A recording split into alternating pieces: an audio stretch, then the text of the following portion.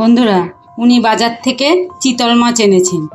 এবার চিতল মাছের আমি কখনো চিতল মাছ রান্না করিনি, প্রথম এনেছে, কখনো খাইওনি, রান্নাও করিনি। আমি আজকে চিতল মাছ রান্না করছি। এই 4 পিস চিতল মাছকে আমি কিভাবে রান্না করছি সেটা আপনাদেরকে দেখাচ্ছি।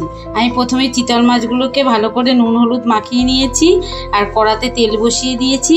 আগে চিতল মাছগুলোকে লাল লাল করে ভেজে নিই।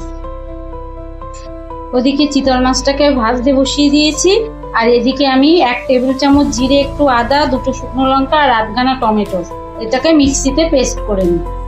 চিতল মাছটা প্রায় ভাজা হয়ে গেছে।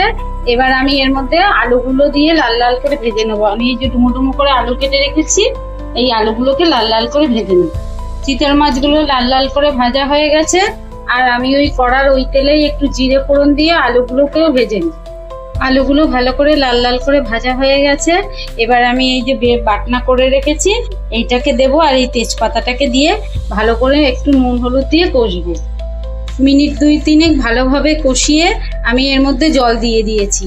এবার এটা ভালো করে ফুটে যাক, আলুটাও একটু সেদ্ধ হয়ে আসুক, তারপরে আমি মাছ দিয়ে দেবো। চিতল মাছ রান্না করা একদম হয়ে গেছে। এবার আমি ঝোলটা অবশ্য আরেকটু শুকোতে হবে আর এর মধ্যে আমি ঘি, গরম মশলা আর ধনেপাতা দিয়ে দেবো। চিতল মাছ রান্না করা একদম হয়ে গেছে। আমি কড়া থেকে ঢেলে দিয়েছি আর ওপরে একটু ধনেপাতা ছড়িয়ে দিয়েছি। আপনারা এইভাবে একদিনকে রান্না করে খাবেন আর আপনারা কিভাবে রান্না করেন সেইটা আমাকে একটু জানাবেন, তাহলে আমিও সেই রকমভাবে একদিন রান্না করে দেখব। ঠিক আছে, দেখা হচ্ছে অন্য কোনো রান্নার সাথে। ভালো থাকবেন, সুস্থ থাকবেন আর অবশ্যই আনন্দে থাকবেন। আর আমার রান্নাগুলো ভালো লেগে থাকলে লাইক, শেয়ার আর কমেন্ট অবশ্যই করবেন।